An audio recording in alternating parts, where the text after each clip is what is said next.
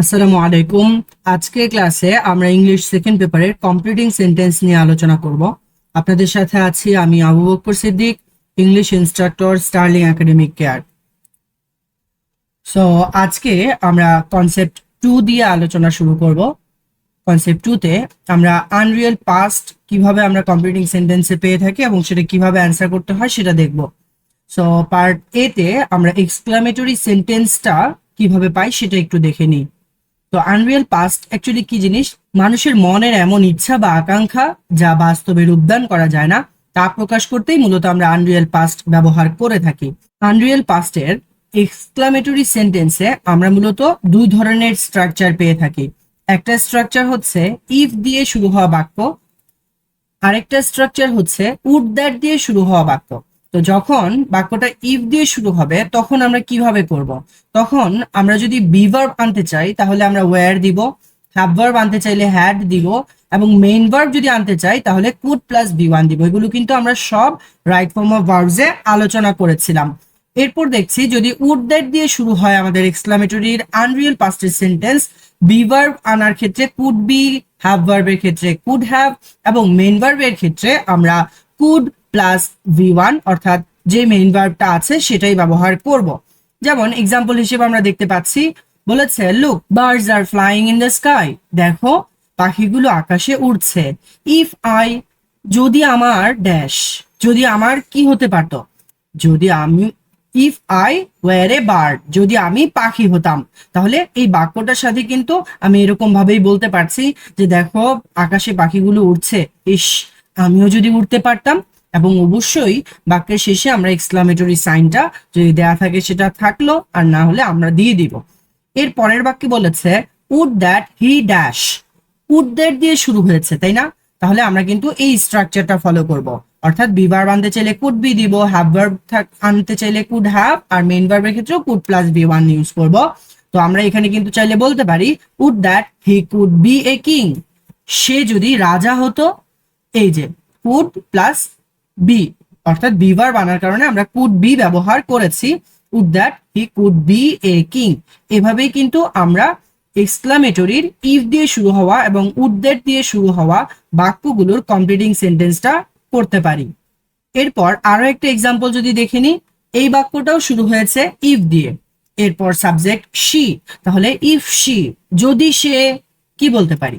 আমরা কিন্তু বলতে পারি if she had the wings of a bird, তার যদি পাখির ডানাগুলো থাকতো। তাহলে এটা কিন্তু আনরিয়েল পাস্টেরই একটা সেন্টেন্স, এবং আমরা কিন্তু হ্যাভ ভার্ব আনার কারণে হ্যাড বসিয়েছি। আমরা দেখেছিলাম ইফ দিয়ে শুরু হলে হ্যাভ ভার্বটা হ্যাড ফর্মে আমরা ব্যবহার করব। তো এভাবেই মূলত আমরা অ্যান্সার গুলো করতে পারবো আনরিয়েল পাস্টের এক্সক্লামেটরি সেন্টেন্স গুলোর ক্ষেত্রে। এবারে আমরা চলে যাচ্ছি আনরিয়েল পাস্টের পার্ট বি তে। এখানে আমরা উইশ ভার্বটা থাকলে পরে আমরা বাক্যটা কিভাবে কমপ্লিট করব সেটা একটু দেখে নেওয়ার চেষ্টা করি। আমরা দেখতে পাচ্ছি যে বাক্যের প্রথম ক্লজটাতে বা প্রথম অংশে যদি সাবজেক্টের পর উইশ পাই, তাহলে পরের অংশে বা পরের ক্লজটাতে মেইন ভার্ব আনতে চাইলে আমরা ভি টু ফর্মে দিব, আর যদি বি ভার্ব আনি তাহলে অবশ্যই ওয়্যার দিব। যেমন হি উইশেস, এখন আমি যদি বি ভার্ব আনতে চাই তাহলে কিন্তু ওয়্যার দিয়ে বাক্যটা করে ফেলতে পারি, আর যদি বি ভার্ব ব্যতীত অন্য কোনো ভার্ব আনি তাহলে ভি টু ইউজ করব। তাহলে আমরা কিন্তু এরকম বলতে পারি যে he wishes he were a bird, এই যে ওয়্যার ইউজ করেছি যেহেতু বি ভার্ব আনা হয়েছে। পরের এক্সাম্পলে বলেছে I wish I dash, I wish I went there, তাহলে আমরা মেইন ভার্ব আনার কারণে কিন্তু এটা ভি টু ফর্মে ব্যবহার করেছি। চলে যাচ্ছি আনরিয়েল পাস্টের পার্ট সি তে, যেখানে আমরা আলোচনা করব অ্যাজ ইফ এবং অ্যাজ দো নিয়ে, যাদের অর্থ হচ্ছে এমন যেন। অ্যাজ ইফ অ্যাজ দো এর অর্থটা আমরা কেমন পাই? যে এমন যেন, অর্থাৎ জিনিসটা আসলে যেমন মনে হচ্ছে তেমন না, এটাই কিন্তু আনরিয়েল পাস্টের সেন্সটা ক্রিয়েট করছে। রাইট ফর্ম ভার্বসে আমরা এটার স্ট্রাকচার গুলো দেখেছিলাম যে অ্যাজ ইফ অ্যাজ দো যদি থাকে সেক্ষেত্রে অ্যাজ ইফ অ্যাজ দো এর আগে প্রেজেন্ট ইনডিফিনিট বা প্রেজেন্ট পারফেক্ট থাকলে আমরা অ্যাজ ইফ অ্যাজ দো এর পরে পাস্ট ইনডিফিনিট ব্যবহার করি, অর্থাৎ ভি টু ইউজ করি। কিন্তু যদি বি ভার্ব থাকে ব্র্যাকেটে, অর্থাৎ ব্র্যাকেটে যদি বি ভার্ব থাকে তাহলে কিন্তু ভি টু হিসেবে ওয়াজও হয় ওয়্যারও হয়, কিন্তু আনরিয়েল পাস্ট হওয়ার কারণে আমরা ওয়াজ না দিয়ে শুধুই ওয়্যার দিব। আর দ্বিতীয়টা কি বলেছে, অ্যাজ ইফ অ্যাজ দো এর আগে যদি পাস্ট ইনডিফিনিট থাকে তাহলে আমরা পরের ক্লজটা পাস্ট পারফেক্টে দিয়ে দিব। যেমন এক্সাম্পল হিসেবে বলেছে শি টক্স অ্যাজ ইফ, সে কথা বলে এমন ভাবে যেন, এই যে টক্স প্রেজেন্টে আছে, তার মানে আমি এখানে পাস্টের কিছু একটা বলতে পারবো, যে she talks as if she were mad, সে এমন ভাবে কথা বলে যেন সে পাগল। তার মানে আসলে সে পাগল না, তার কথায় মনে হয় যেন সে পাগল। তাহলে বি ভার্ব আনার কারণে আমাদের কিন্তু ওয়্যার ইউজ করতে হয়েছে। পরের এক্সাম্পলটাই বলেছে হি প্রিটেন্ডস অ্যাজ দো, সে এমন ভান করে যেন, এটাতেও কিন্তু আমি প্রেজেন্ট দেখতে পাচ্ছি। তাহলে এটার ক্ষেত্রে আমি বলতে পারি he had a magic pen. অনেক সময় আছে না যে অনেকের অনেক কিছু আসলে নাই, কিন্তু সে এমন ভাবে ভান করে যেন তার কাছে সেই জিনিসটা আছে। সো এটাই বলছে হি pretends as though he had a magic pen, তার জন্য একটা জাদুর কলম রয়েছে। চলে যাচ্ছি কনসেপ্ট 2 এর পার্ট ডি তে, যেখানে আমরা আলোচনা করব ইট ইজ টাইম বা হাই টাইম নিয়ে। ইট ইজ টাইম বা হাই টাইমের মিনিংটা দাঁড়ায় এখনই উপযুক্ত সময়। আর এটা রুলটা আমরা রাইট ফর্ম ভার্বসে পড়েছিলাম যে ইট ইজ টাইম বা হাই টাইম এর পর যদি সাবজেক্ট আসে তাহলে মেইন ভার্বটা হবে বি টু, আর যদি সাবজেক্ট না আসে তাহলে আমার ভার্বটা হবে টু প্লাস ভি ওয়ান স্ট্রাকচারে। যেমন এক্সাম্পল বলেছে ইট ইজ টাইম ড্যাশ, তাহলে আমি দেখতে পাচ্ছি এখানে কোনো সাবজেক্ট দেওয়া নেই, তাহলে আমি সাবজেক্ট আনতে পারি, এনে ভি টু ইউজ করব। আদারওয়াইজ সাবজেক্ট যদি আমি না আনি তাহলে টু প্লাস ভি ওয়ান দিয়েই অ্যান্সারটা করে ফেলতে পারছি। It is time to go to college, তাহলে এই যে টু গো বললাম এটাই কিন্তু আমার স্ট্রাকচার অনুযায়ী হয়ে গেল যে টু প্লাস ভি ওয়ান। পরের বাক্যে দেখতে পাচ্ছি it is high time we, এই যে সাবজেক্ট চলে আসছে, তাহলে আমার কিন্তু এখানে ভি টুই ব্যবহার করতে হবে, অন্য কোনো কিছু আমি ব্যবহার করতে পারবো না। সেক্ষেত্রে আমরা অ্যান্সার হিসেবে নিতে পারি যে it is high time we cleaned the room. So এই জায়গা থেকে একটা জিনিস কিন্তু আমরা ক্লিয়ার হলাম যে যদি প্রশ্নে ইট ইজ টাইম বা হাই টাইমের পর সাবজেক্ট দেওয়া না থাকে তাহলে আমরা সাবজেক্ট এনে এই রুলটাও ফলো করতে পারি, আবার সাবজেক্ট নাই সেই অনুযায়ী আমরা দ্বিতীয় স্ট্রাকচারটাও ফলো করতে পারি। কিন্তু যদি অলরেডি এরকম ভাবে সাবজেক্ট দিয়ে দেয় তাহলে আমাদেরকে অবশ্যই প্রথম রুলটা অর্থাৎ সাবজেক্টের পর ভি টু এই রুলটাই ফলো করতে হবে।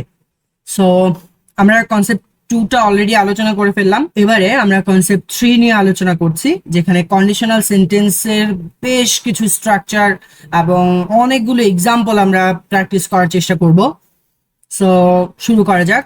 কন্ডিশনাল সেন্টেন্স গুলো নিয়ে আলোচনা করার আগে আমরা একটু কন্ডিশনালের যে স্ট্রাকচার গুলো রাইট ফর্ম ভার্বসে পড়েছিলাম সেটা একটু রিভিউ করে নেই। আমরা দেখেছিলাম কন্ডিশনাল টোটাল 4টা আছে, জিরো কন্ডিশনাল, প্রেজেন্ট কন্ডিশনাল বা যেটাকে ফার্স্ট কন্ডিশনাল বলা হয়, পাস্ট কন্ডিশনাল যেটাকে সেকেন্ড কন্ডিশনালও বলা হয়, পারফেক্ট কন্ডিশনাল বা থার্ড কন্ডিশনাল।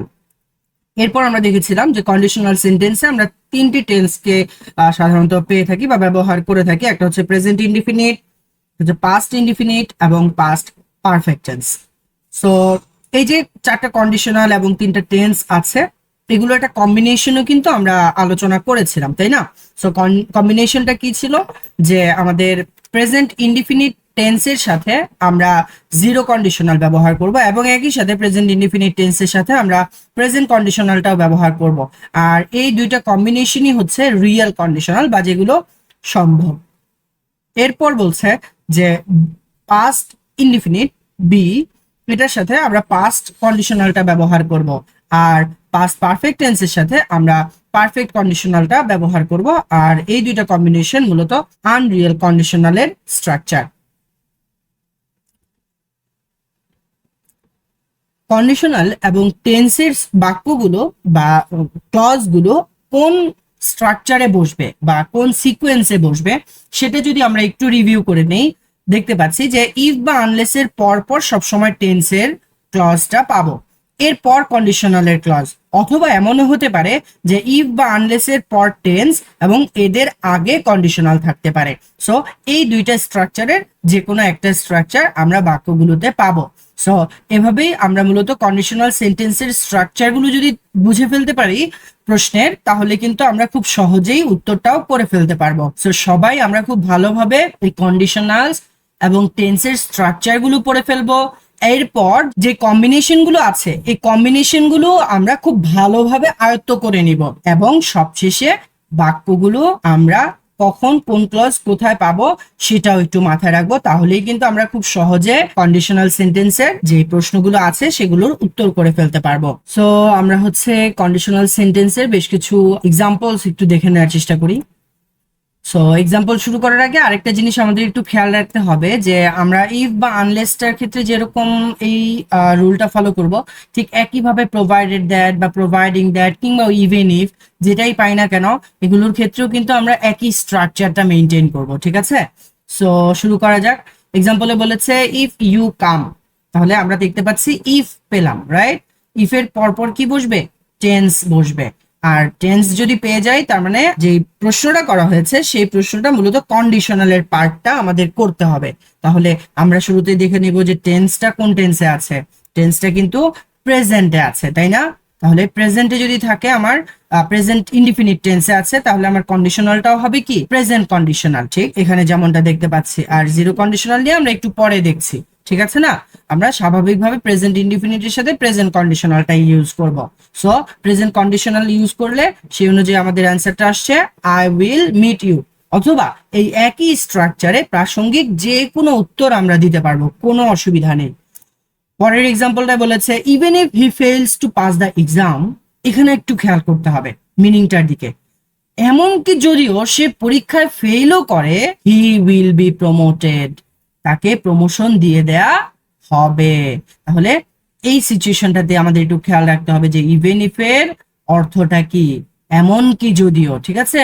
যে এমনকি যদিও সে পরীক্ষায় পাশ করতে ব্যর্থ হয় তাকে প্রমোশন দেয়া হবে বা প্রমোটেড করা হবে।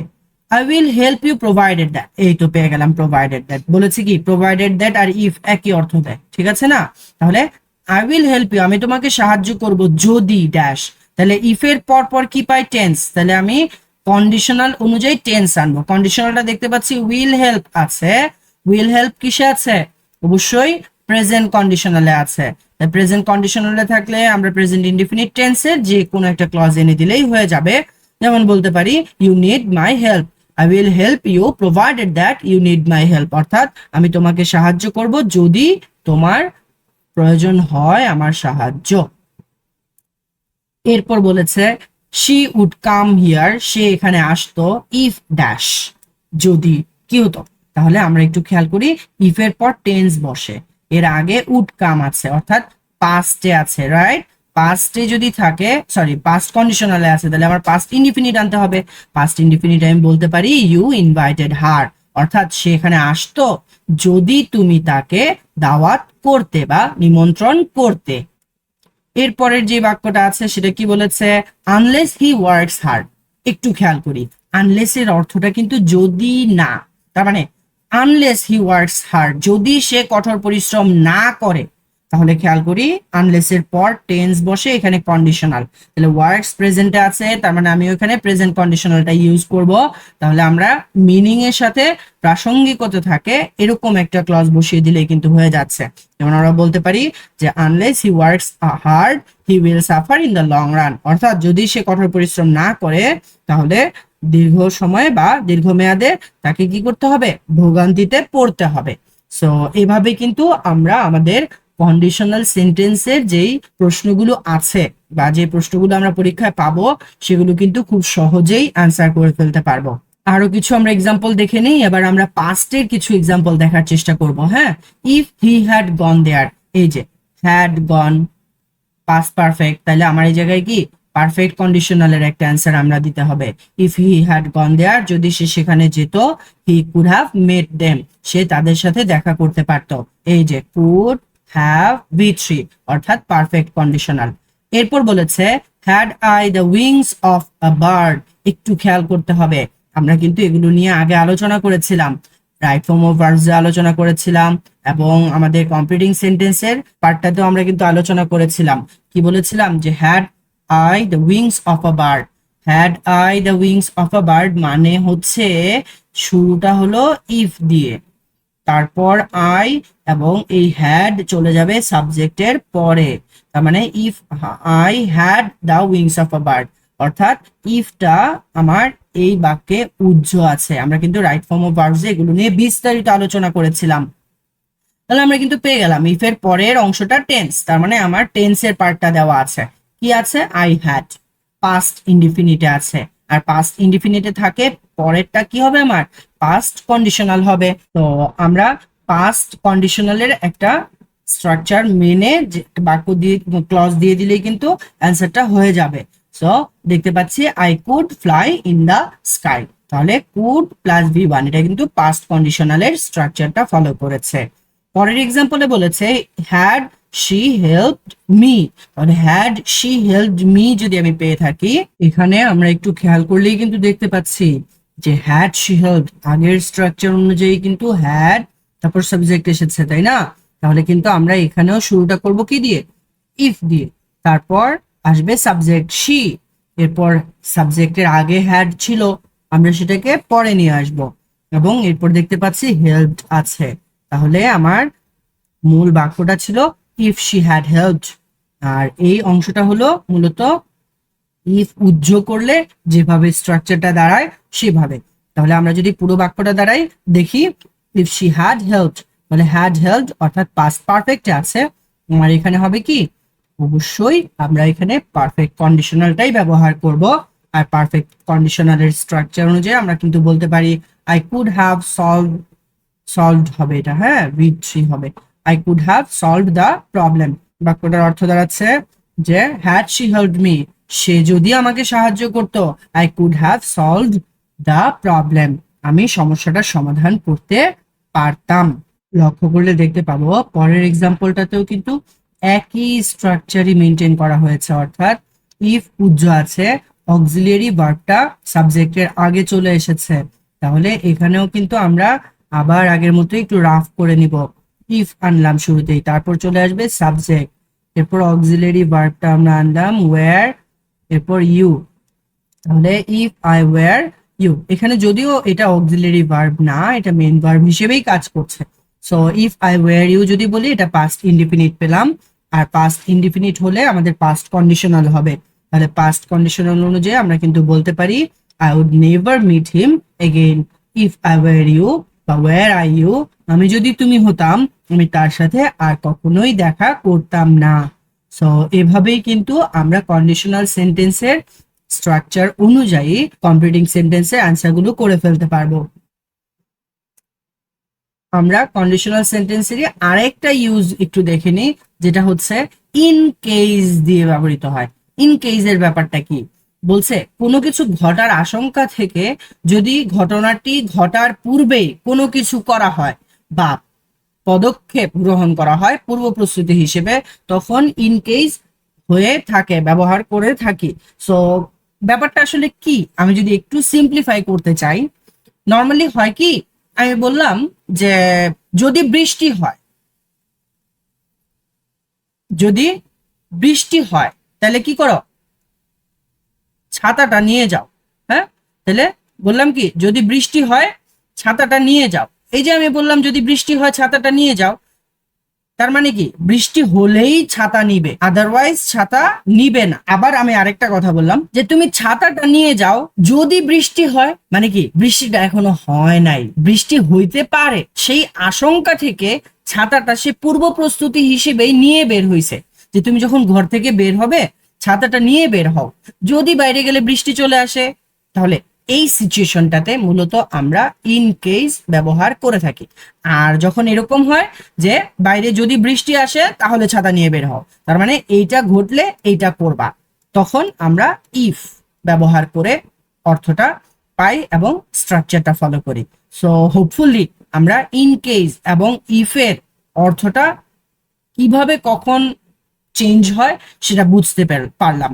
তো দুইটার অর্থ কিন্তু যদি, দুইটার অর্থই কিন্তু কি যদি, কিন্তু অর্থ এক হলে কি হবে, দুইটার ইউজ আলাদা। ইফের ক্ষেত্রে হচ্ছে শর্ত বুঝাবে, আর ইন কেসের ক্ষেত্রে হলো কি পূর্ব প্রস্তুতি হিসেবে কোনো একটা কাজ সে করে রাখতেছে, যাতে করে এইটা যদি ঘটে সে যেন কোনো প্রবলেমে না পড়ে। তো এইভাবে মূলত ইন কেসের ব্যবহারটা আমরা বাক্যে পেয়ে থাকি। তো এক্সাম্পলটা একটু দেখে নেওয়ার চেষ্টা করি। বলেছে take the umbrella in case, এই যে যেটা একটু আগে বুঝালাম যে ছাতাটা নিয়ে নাও, যদি ইট রেইনস আউটসাইড, বাইরে যদি বৃষ্টি হয়ে যায় বা বাইরে যদি বৃষ্টি শুরু হয়ে যায়।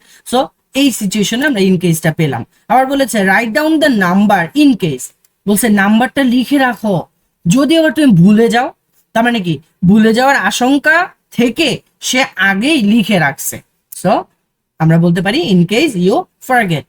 আবার বলছে উই নিড অ্যানাদার প্ল্যান, আমাদের আরেকটা প্ল্যান লাগবে, ধরলাম প্ল্যান বি লাগবে ইন কেস প্ল্যান এ কাজ না করে, তাহলে বলতে পারি ইট ডাজন্ট ওয়ার্ক। তার মানে প্রথম যেটা আছে বা অলরেডি যেটা আছে সেটা যদি কাজ না করে, অর্থাৎ প্ল্যান এ যদি কাজ না করে, তাইলে কিন্তু প্ল্যান বি বলে নাই, বলছে যে প্ল্যান বিটা করে রাখো যদি প্ল্যান এ কাজ না করে। তাহলে এই যে পূর্ব প্রস্তুতি হিসেবে এটা করে রাখতেছি যাতে আমি তখন এটা ইউজ করে আমার কাজটা করে ফেলতে পারি। সো এইভাবেই আমরা ইন কেসের ইউজ বাক্যে করে থাকি এবং ইন কেস ব্যবহার করে কিভাবে অ্যান্সার করতে হয় সেটাও আমরা আলোচনা করার চেষ্টা করলাম। সো এই জায়গাটায় আশা করি সবার কনফিউশন ক্লিয়ার হয়েছে। এবারে আমরা কনসেপ্ট 4 নিয়ে আলোচনা করব। পার্ট এ তে হোয়াইল এর ব্যবহারটা একটু দেখার চেষ্টা করব। হোয়াইল শব্দটার অর্থ আমরা কি জানি, যখন। আর এটার যে স্ট্রাকচারটা সেটা আমরা কিরকম পাই, হোয়াইল এর পর যদি সাবজেক্ট থাকে বাক্যে তাহলে এটা পাস্ট কন্টিনিউয়াস টেন্স হয়, যার স্ট্রাকচার হলো ওয়াজ বা wire plus V1 plus ING. আরেকটা বলছে কি, while এর পর যদি সাবজেক্ট না থাকে তাহলে আমরা শুধু V1 প্লাস আইএনজি দিয়ে আমাদের বাক্যটা করে ফেলবো। এক্সাম্পল দেখি, he came here while I dash, সে এখানে এসেছিল যখন আমি ড্যাশ করছিলাম। তাহলে অলরেডি আই সাবজেক্ট পেয়ে গেলাম, আর সাবজেক্ট পেলে হয় কি পাস্ট কন্টিনিউয়াস। তাহলে পাস্ট কন্টিনিউয়াসে আমি কি ব্যবহার করব, আই এর জন্য ওয়াজ ব্যবহার করব, তাই না?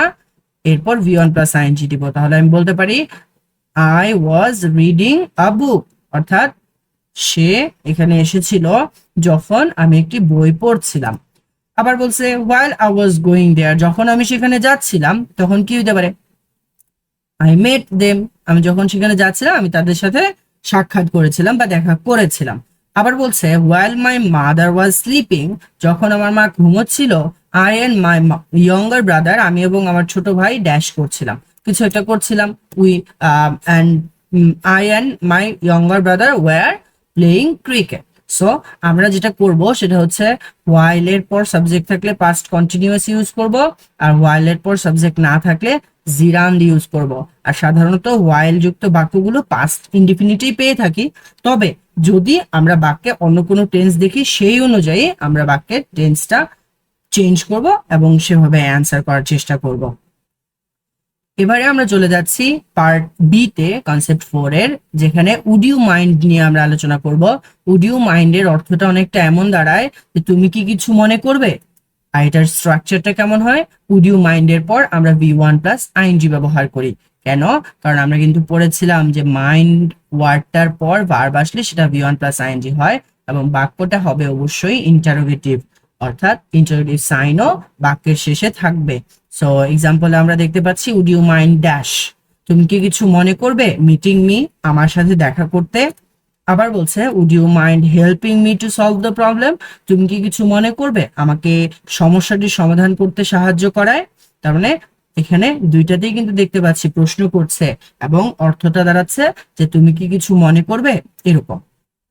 পার্ট সি তে আমরা ইনস্পাইট অফ বা ডেসপাইট নিয়ে আলোচনা করব, যাদের অর্থ হচ্ছে সত্ত্বেও। এদের অর্থটা কি, সত্ত্বেও। তার মানে কোনো একটি কাজ ঘটা সত্ত্বেও আরেকটা ঘটছে বিপরীত বুঝাতে মূলত আমরা ইনস্পাইট অফ বা ডেসপাইট ব্যবহার করে থাকি। তো বলছে ইনস্পাইট অফ বা ডেসপাইট এর পর আমরা নরমালি ফ্রেজ ইউজ করে থাকি। আর ফ্রেজ কি, ফ্রেজ হলো যেখানে মূলত কি থাকে না, কোনো ফাইনাইট ভার্ব থাকে না, একাধিক শব্দ থাকতে পারে, ঠিক আছে না। তো এক্সাম্পলে দেখছি বলছে ইনস্পাইট অফ বিং অনেস্ট, তো ইনস্পাইট অফ এর পার্টটা অলরেডি প্রশ্নে করা আছে।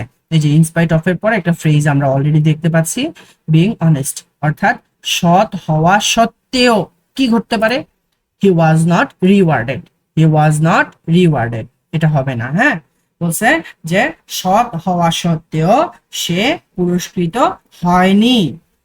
আবার বলেছে কি, despite dash he attended the meeting timely, despite dash অর্থাৎ ড্যাশ হওয়া সত্ত্বেও সে মিটিং এ টাইমলি জয়েন করেছে। তাহলে কি হইতে পারে, ডিসপাইট বিইং সিক, অর্থাৎ অসুস্থ থাকা সত্ত্বেও সে সময় মতো মিটিং এ জয়েন করেছে বা অ্যাটেন্ড করেছে।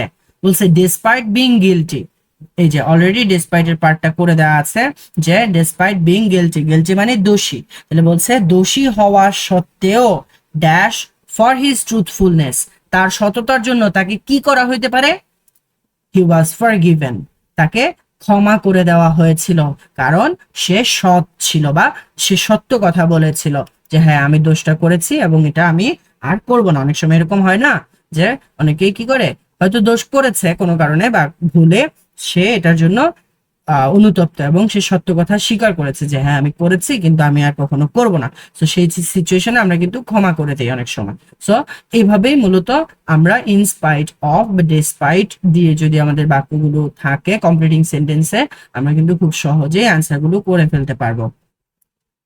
এবারে আমরা পার্ট ডিটা নিয়ে আলোচনা করছি, যেখানে because of, on account of বা ডিউ টু আছে, যাদের অর্থ হলো কারণে।